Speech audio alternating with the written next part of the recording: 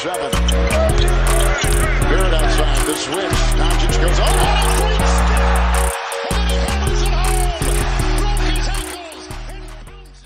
What's going on, guys? Welcome into Clutch B-Ball TV. I hope you guys are having an amazing day or night, as I'm happy, but I'm kind of not, because, like, don't get me wrong, I'm happy we got the win, but the fashion we got the win was unacceptable in my opinion.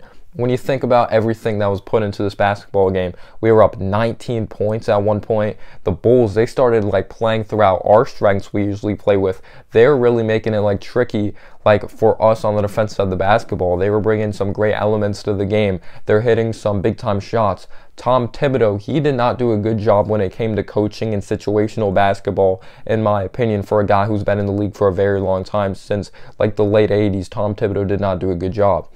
But yeah, to start off this game, we were firing on all cylinders. If it was Julius Randle, Mitchell Robinson did a solid job cleaning up the glass. He had like one freaking ferocious dunk, even though he was kind of disappointing in the second half. Like, can he catch the basketball? It seems like there's always something on the ball. It's like slippery in his hands. Be strong with the basketball, Mitch. Keep it high. Don't keep it low when you do go on to grab a rebound. But RJ Barrett let the game come to him. RJ Barrett did a very good job picking his spots. He had a very strong second quarter. I was really pleased with RJ Barrett, the downhill mentality he had in this basketball game, even though he did have some crucial turnovers that like shifted the momentum over to the Bulls. But it wasn't just him. This whole team as a whole needs to be better when it comes to situational basketball, of taking care of the ball, if it's pretty much everyone on the basketball floor. But yeah, I thought we played very well. Reggie Bullock, he didn't really produce much when it came to the stats category, but I thought he did a solid job on the defense side of the basketball. Mitchell Robinson had that ferocious dunk, like I said, but Julius Randle was the main reason we were in this basketball game. He had timely buckets all over the place. It was just really awesome to see.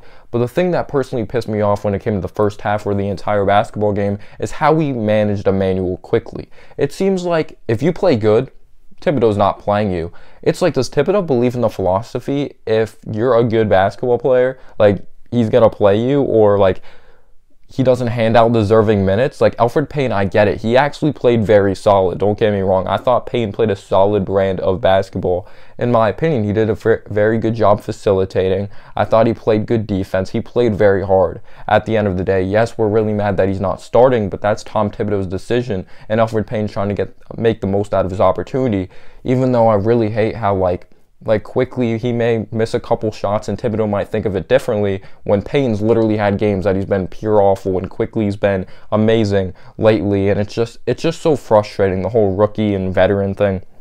But anyway, I did not like the rotations of how he used quickly. When he put him in the basketball game, he put him in the second quarter. He didn't get much action at all in this game, as he put Rivers in first, he put Noel, and then he substituted quickly into this game. I was just really frustrated with it, because we were up by so much, and I was like, Payton's playing well, he deserves some rest. But I just personally did not like the way he utilized quickly. Like, at least if you're going to put someone in, put quickly in over Rivers. All respect to Rivers, I get it, he's this good leader, but he's not a consistently good basketball player. He plays hard, but he does not play smart. If he wasn't a leader, I swear to God, he would not be coming off the bench as like the first man off the bench as that sixth man. But yeah, having guys off the bench like an Obi Toppin, having a guy like Noel, quickly, Alec Burks, who hit like a timely three in the corner when the Bulls were getting close. Toppin, he didn't get much action once again, but that's what happens when you have Julius Randle, who's playing like a freaking MVP out there for the New York Knicks. Obi had a nice three. He had a nice shot like from mid-range territory. Still needs to get better on defense. We all know this. And rebounding the basketball, that's the main reason he does not play, in my opinion, and because Julius Randle's literally this whole team. But yeah, I thought we played very solid in the first half. I thought everyone contributed in their own way. Like, quickly didn't get much action. Like I said, he played in the second quarter, didn't play the whole second quarter. Like, it was just a very frustrating game. But yeah, you take a look at the other guys when it comes to the Chicago Bulls. We did a solid job containing Zach LaVine in the first half. I thought we did a very good job on Kobe White in this basketball game. We did a really good job shutting off lanes so they weren't able to penetrate inside the paint like a guy like Gafford. But that didn't last long. Like Patrick Williams, I thought had a whole really good physical game, and Lauri Markkanen didn't look like the Lauri Markkanen from Monday night, thank God, because Lauri Markkanen is literally a Knicks killer. But entering the third quarter, oh my gosh, Denzel Valentine killed us. He killed us from downtown for the rest of this game. Zach LaVine did a really good job penetrating into the cup, initiating contact. He's one of the best difficult shot makers in the NBA. Patrick Williams dominated us down low. Gafford dominated us down low. And it was just a very frustrating third quarter or second half. Just like, thank God for Randall, because he was hitting timely shots when no one else would. But when Quickly was in, he hit some big-time timely shots. And I was like, okay, when it was the fourth quarter, I was like, all right, Quickly's going to play the whole fourth quarter. He usually closes basketball games. But no, Tom Thibodeau pulled Emmanuel Quickly for Elfrid Payton. Elfrid Payton was playing solid this game. But you don't close games with Elfrid Payton. You don't close games with a guy who can't shoot the rock. And if he's getting shut off, what is he going to do offensively? But I get it, he played solid defense, but you got to trust Quickly. You really do in these situations. He had a nice step back three. He made like one key pass in this game. He wasn't like completely on, but it's really hard to be on when you're not getting in the flow of the game because you're not getting a lot of minutes. But just the Bulls as a whole, they were starting to beat us at our own craft. They were starting to like grind down in this basketball game. They were playing very hard. Great effort by Billy Donovan and the whole entire Chicago Bulls roster because they fought the Knicks. I can't be very happy with this win.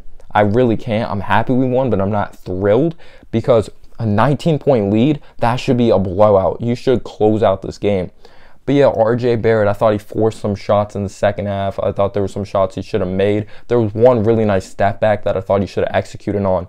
But yeah, Mitchell Robinson, is there like oil on the ball? Like, keep the freaking ball high when you rebound the ball. But of course, we know the presence he brings to the rim.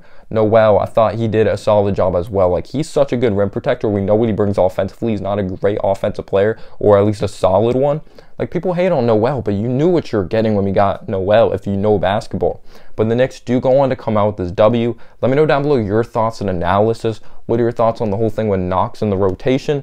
I'm going to tell you right now, in this upcoming draft, we're going to have to draft a wing. You guys see why now I wanted a Vassell. I wanted a Mikal Bridges in past drafts. Not everyone's going to be an all-star. Not everyone's going to be a superstar. The organization needs to realize that. You need someone that's going to be very solid for a long time or a good player. Yes, they may seem safe, but if they get any type of production over like solid, then it's a freaking like home run. Like, I get it. It seems safe, 3-and-D, but it fits today's NBA. And if they have a little athleticism, a little ability off the dribble, that's just something extra that's amazing. That's why I love Devin Vassell. That's why I love a guy like Mikal Bridges. But let me know down below your thoughts and analysis. And as always, guys, have a humble day or night. Peace out, y'all.